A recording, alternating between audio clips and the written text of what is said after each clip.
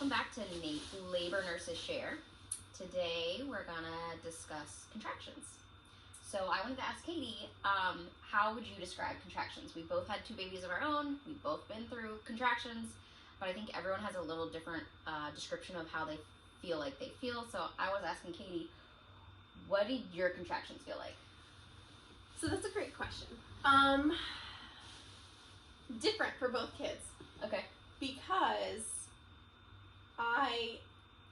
my water broke with both, but I wasn't having contractions.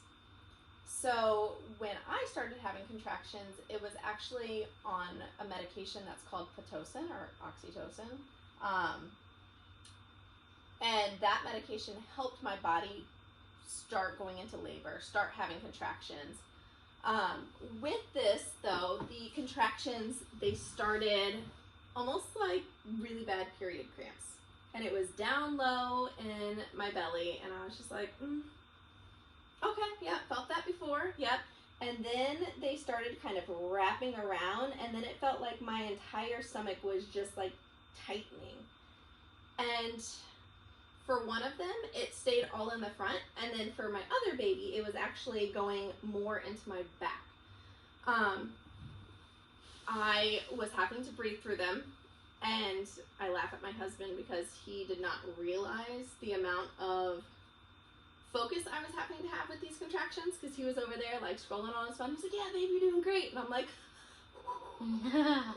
yeah, that's a pretty accurate description. yes. So it was like when I started going into real contractions, it was that kind of, that pain that I started getting like sweat on the top of my lips and like on my brow, and I start having that sweat that's going down the middle of my back, and I'm like, no, we're cool. But the weird thing is, once the contraction is gone, it's gone. No pain. And then I'd be like, oh yeah, no, that was fine. I'm cool. You're like, I think I can make it through Yeah, another I think one. I can make it. And then it starts again. And I'm like, nope, just kidding. I can't. Yep. That's a really great description. So, and to me, contractions, when I was trying to think about like, okay, is this a real contraction or is this not a real contraction? I think about it a lot kind of when you are really nauseous. Mm-hmm. And you know the difference between when you're like, oh, I'm nauseous, I don't feel good, and that, oh, I'm going to throw up right now. Mm-hmm. To me, that was a very similar way of having my contractions. True labor versus false labor is, you know when you're in true labor because it's that, I can't stop this sensation. Yeah. And I've actually told a lot of my patients that before. I've stolen that line from Catie, that the nausea is false labor, and I'm about to throw up, that's real labor. That is real labor. And sometimes you do throw up in real labor, so there's that too.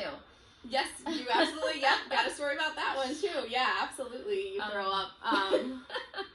I think my contractions, if I were to describe them to you, I would say the feeling of getting a Charlie horse in your calf, where your muscle just tightens up to the point where it won't release, is what a contraction feels like in your stomach. Yeah. It hits you like a Charlie horse, but then it subsides. It doesn't last like a Charlie horse sometimes lasts. So I also felt pressure on my cervix from the inside, almost like either a bowling ball or a watermelon was being pushed down during my real contractions. And I never had Pitocin, so mine was just natural labor contractions, but very similar. I felt just that overwhelming tightness in your stomach to the point where you have to really focus, breathe through it, and breathing is key.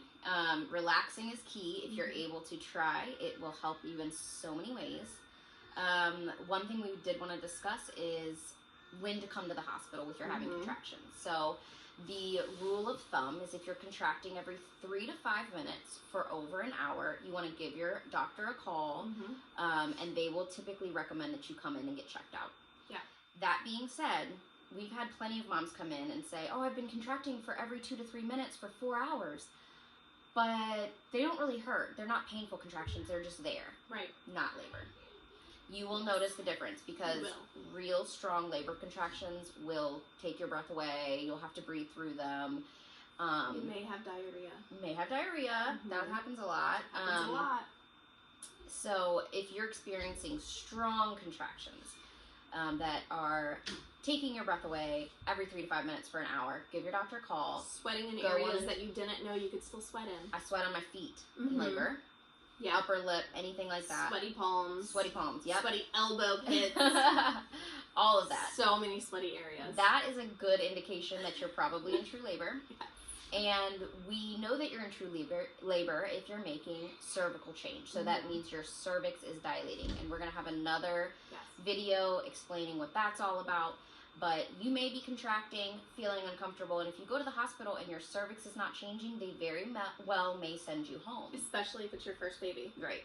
Yeah. So they want to make sure you're in active labor and true labor. And so the way we know that that's happening is either your water breaks or you start to dilate. And getting up and moving around is so good. Yep. Because especially if they are not true contractions, actually getting up and moving around is going to help those contractions ease, whereas if it's true labor, getting up and moving around is actually going to help progress that labor. Correct. So if you're able to get up, change positions, take a walk, if the contractions seem to go away, that's an indication, okay, that was not true labor. If you start walking around and you're about to drop into a pop and squat because you're like, I gotta stop right now. Hands and knees on the floor. Hands on knees, deep breath. Go on in. Yes. Go on in. Not Call a your pop, doctor. lock, and drop yes, it. It's, let them know. Let them know you're coming. That's a true contraction. Yep.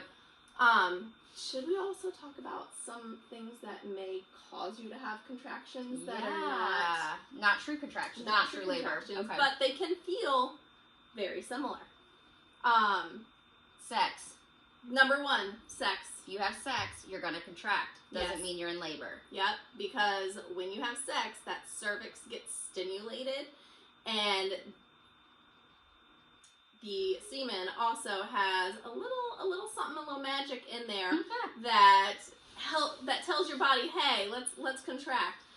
You may have heard the recommendation, if you're trying to make yourself go into labor, you should have sex. That is true.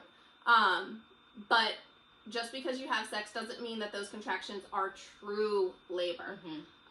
They'll usually peter off in about an hour or two. If it's not, you will contract, especially if you orgasm, you're going to contract. Exactly. So when you do call your doctor, like Hannah said, the doctor may say, have you had sex in the last 24 hours? Or when is the last time that you had intercourse? They are trying to figure out, are there any external factors or something that may have happened that are causing these contractions that aren't true labor. Also, getting your cervix checked in the office can cause contractions. So if you're like, I'm cramping, I think I'm in labor, I'm going to go in, they check your cervix, then you start contracting more.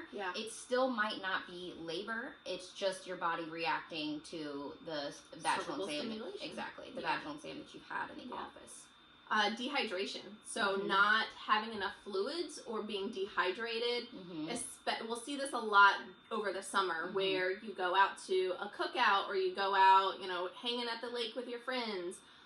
Being dehydrated can make your body contract. And one of the best things to do for that, drink plenty of fluids, and then also resting over on your left side can help ease those types of contractions. A lot of times when you call the doctor, you'll say, hey, I've been contracting every 3 minutes for an hour, and they'll say, I want you to drink a big pitcher of water, lay on your side, and see if they go away. Or take a nice warm shower, do some stretches, see if it goes away. Absolutely. Do you guys have any other questions about contractions, or you want to share your own story about what you felt like your contractions felt like? Please share with us.